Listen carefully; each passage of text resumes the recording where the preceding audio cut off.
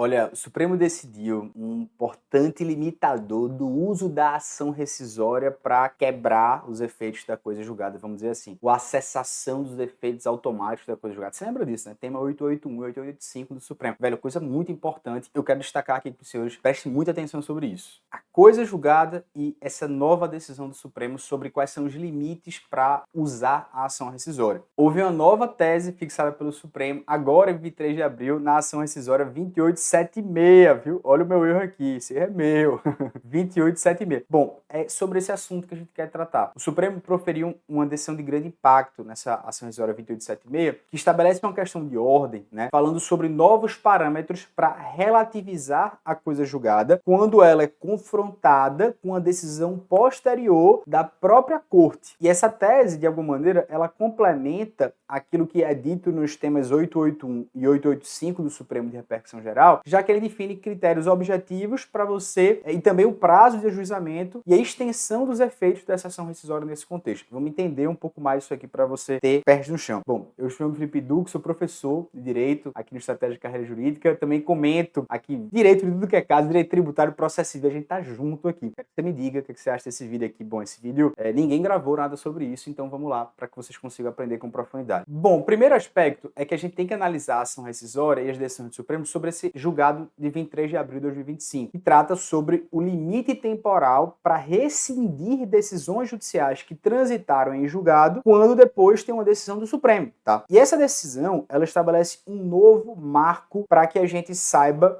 qual o prazo e até quando ela retroage, vamos dizer assim. Professor, eu ainda não entendi a problemática, eu tô voando e eu quero que você esteja comigo. Vamos lá. Quais são os limites temporais para eu relativizar essa coisa julgada? Em síntese, eu tenho aqui um grande conflito. De um lado, eu tenho a coisa julgada, está no artigo 5º, inciso 36 da Constituição Federal, a lei não prejudica direito adquirido, ato de perfeito e coisa julgada. E de outro lado, eu tenho a supremacia da Constituição e o papel do Supremo como o intérprete final dela. Então esse conflito, ele se materializa quando a gente vai analisar esses dispositivos do Código de Processo Civil que vão tratar da inexigibilidade de uma obrigação que é reconhecida num título executivo judicial e depois a gente tem ali algo que foi decidido pelo Supremo em sentido contrário. Ou então, quando eu tenho uma decisão que é totalmente contrária ao entendimento do Supremo. Então, esses dispositivos do CPC, eles permitem, de certo modo, que a gente questione essas decisões judiciais com base em um pronunciamento do Supremo, com base num pronunciamento muitas vezes posterior. Só que a tensão aqui, ela é muito clara. Ela vai envolver a necessidade de você ter uma estabilidade das relações jurídicas, protegida pela coisa julgada, e também a supremacia da Constituição, oriunda da força normativa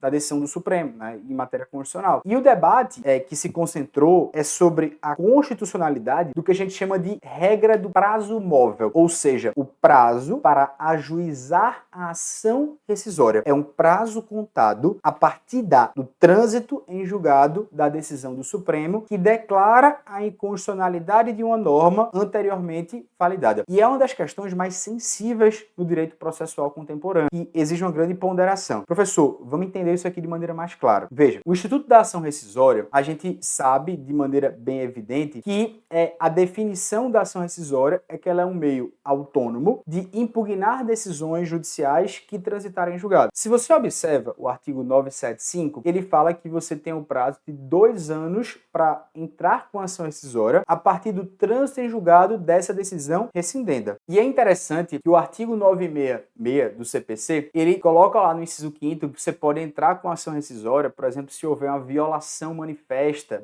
da norma jurídica, e ele diz, como regra geral, prazo de 2 anos. A decisão que se coloca perante o Supremo diz respeito a uma situação peculiar. Quando a decisão que se pretende rescindir, ela estava em conformidade até com o entendimento jurisprudencial, que à época foi proferido, o Supremo entendia assim, mas depois de um tempo, o Supremo, por exemplo, em controle de constitucionalidade, ele firma um entendimento de sentido contrário. Então, nesse caso, qual seria o termo inicial para a gente ajuizar uma ação rescisória? E até que ponto, no passado, a gente poderia retroagir os efeitos da decisão do Supremo? E a gente teve um problema jurídico específico que acho que você vai conseguir entender melhor. O caso era o seguinte, teve uma anistia política que foi concedida a um cabo da Aeronáutica em 2016 e a primeira turma do Supremo, ela decidiu que a União não poderia revisar esse ato de concessão da anistia. Por quê? Porque já tinha passado o prazo decadencial de 5 anos, que está lá na Lei 9784, só que em 2019, o plenário do Supremo, ele julga um caso semelhante com repercussão geral, firmando o entendimento de que os atos de concessão de anistia política, eles podem sim serem revistos, independentemente de prazo decadencial, com base na autotutela administrativa. Então você percebe que em 2016 não posso revisar, entendimento do Supremo. Em 2019 o Supremo muda de opinião e diz não, pode sim revisar. Então, diante desse novo posicionamento do Supremo, a União, ela ajuizou uma ação rescisória buscando desconstituir a decisão de 2016 com base nos artigos 525, parágrafo 15 e também 535, parágrafo 8º do CPC. E aí surge o questionamento. Qual seria o limite temporal para essa rescisão baseado depois numa decisão posterior do Supremo? Até que ponto, novamente, do passado, essa nova interpretação poderia retroagir para desfazer decisões já transitadas em julgados? E também de onde começaria isso? Então, foi esse entendimento que o Supremo trouxe e decidiu aqui. Mas antes, eu preciso só relembrar uma coisa com vocês. Lembrem que nós tivemos temas 881 e 85 do Supremo que falou dos efeitos temporais da coisa julgada em relação jurídica tributária. São as relações jurídicas de trato sucessivo. E naquela ocasião, o Supremo decidiu duas coisas, tá? Primeiro, ele falou, olha, as decisões do Supremo em controle incidental de constitucionalidade, ou seja, em controle difuso, né,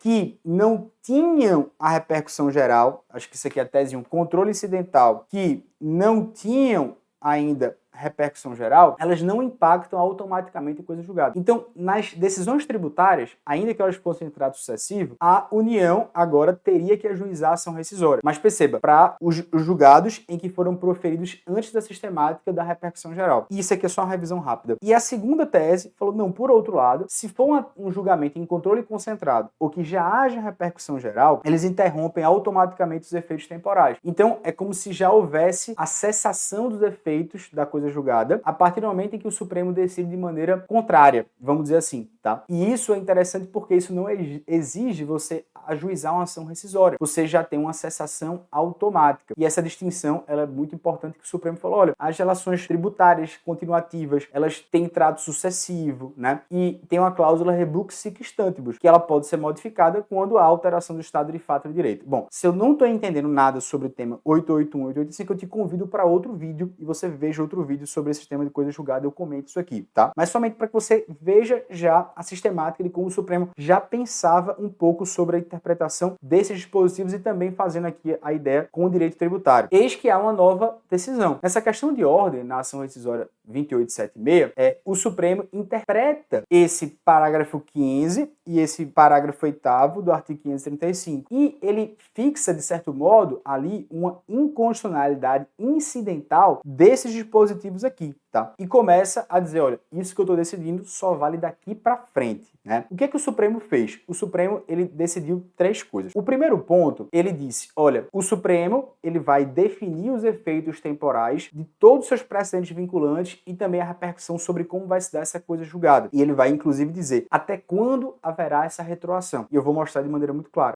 Por outro lado, ele acaba dizendo até na segunda tese, falando, olha, o efeito retroativo de uma rescisão não pode passar o prazo máximo de 5 anos da data em que você entrou com a ação rescisória, que você ajuizou, né? A qual, lembre, só pode propor uma ação rescisória depois de 2 anos contados do trânsito em julgado da decisão do Supremo. Vem uma decisão do Supremo nova, tem 2 anos para entrar com a ação rescisória, só que essa ação rescisória, se não houver manifestação expressa, ela vai ter o prazo de 5 anos. Professor, não estou entendendo nada. Vamos para cada tese, para cada ponto agora de maneira mais calma. O primeiro ponto da tese é uma discricionariedade do Supremo quanto aos efeitos temporais. Então, segundo esse ponto, o Supremo ele pode definir caso a caso quais são os efeitos que os seus precedentes podem gerar sobre a coisa julgada. E aí, no fundo, é como se o Supremo ele tivesse uma possibilidade de estabelecer quando vai retroagir. Então, esse cara, foi em 2016 teve a ação, o Supremo disse que não podia revisar a anistia. Em 2019, você vai lá e diz agora ao Supremo que pode. Então, se a União ajuiza uma ação rescisória em 2021,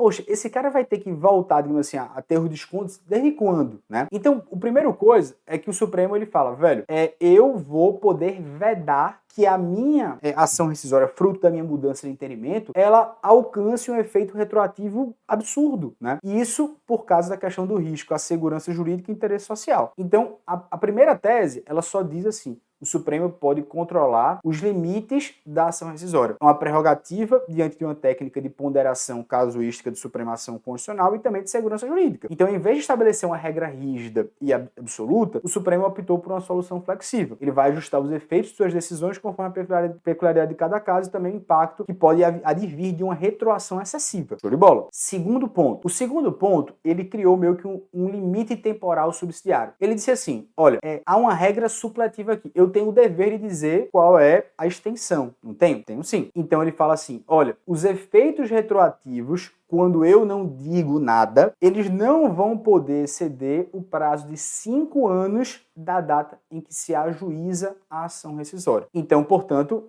nesse exemplo, suponha que, enfim, a União entrou com a ação rescisória em 2021, vamos dizer assim, dentro do prazo, ela só tem o prazo máximo de se cobrar para trás 5 anos. Então, somente de 2016 a 2021, se, perceba, é uma regra supletiva, se nesse julgado que o Supremo disse, sei lá, em 2019, que, enfim, ele não modulou nenhum tipo de efeito, não falou sobre essa questão da retroação da ação rescisória, só posso cobrar no máximo 5 anos. Então, isso aqui talvez é o que chama muito, mas muito atenção na tese do Supremo nessa questão de ordem. Os efeitos retroativos não excederão 5 anos da data do ajuizamento da ação rescisória. Perceba que isso aqui é uma regra supletiva, tá? Se o Supremo não se manifestar, é o primeiro ponto da tese. Só que aí o Supremo, ele manteve a questão do prazo decadencial. Ou seja, quanto ao prazo para propor a ação rescisória, ele manteve o prazo decadencial de 2 anos, mas com uma contagem especial. Esses 2 anos, eles são contados a partir do trânsito em julgado da decisão do Supremo. Essa também é uma importante inovação, porque ele diz com clareza qual é o termo inicial do prazo em situações onde a rescisória, ela se baseia em uma decisão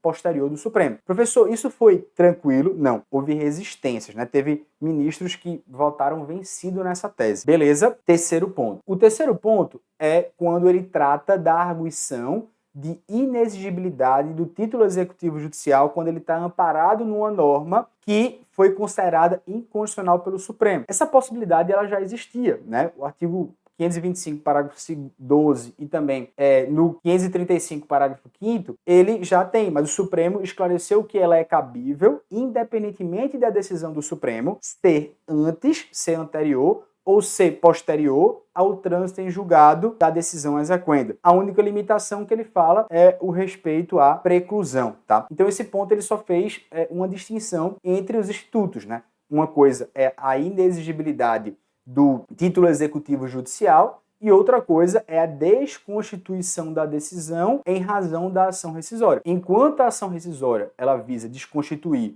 a própria decisão transitada em julgado, a arguição de inexigibilidade é um meio de defesa do executado que não afeta a existência do título, mas apenas impede a execução. E aí, portanto, o Supremo fala, olha, a possibilidade de você alegar a inexigibilidade com base na decisão posterior do Supremo representa até uma relativização também desse princípio da intangibilidade da coisa julgada, mas perceba apenas na fase executiva, sem afetar a exigência ou a existência, melhor dizendo, formal da decisão, tá? Então, esse aqui foi o segundo ponto. Professor, qual o comparativo que a gente pode fazer com as decisões tributárias? Bom, o paralelo é que são decisões que tratam do conflito entre a coisa julgada e uma decisão posterior do Supremo. A questão é que na decisão do Supremo ele fez uma diferença entre as relações de trato sucessivo e de relações instantâneas. Ele trouxe também a questão da cessação automática e quando você vai precisar usar uma ação rescisória, no tema 881 e 8885, né? Você vai precisar usar uma ação rescisória quando for uma coisa julgada, né, que tenha sido amparada com uma tese em controle ocidental anterior ao tema de repercussão geral, porque de certo modo o Supremo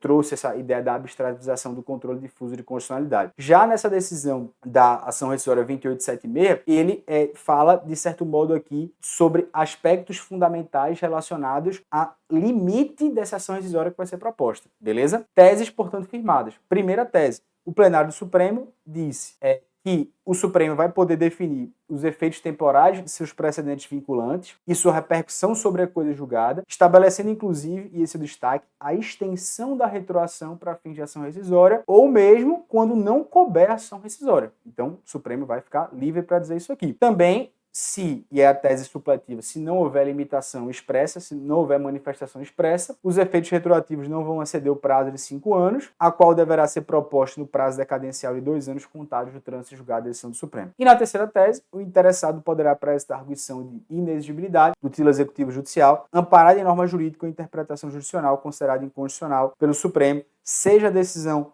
do STF anterior ou posterior ao trânsito em julgado exequenda, salvo se houver preclusão. Bom, eu quero que vocês fiquem muito com essas 3 teses. Isso aqui é muito importante. Peço desculpas pelo tema mais alongado, mas ele merece grandes reflexões e vamos ter mais aprofundamentos quando sair inteiro o teor do voto. Infelizmente, essa explicação foi feita apenas com meia página da decisão do Supremo. Beleza? Vamos lá. Me diz o que é que você achou.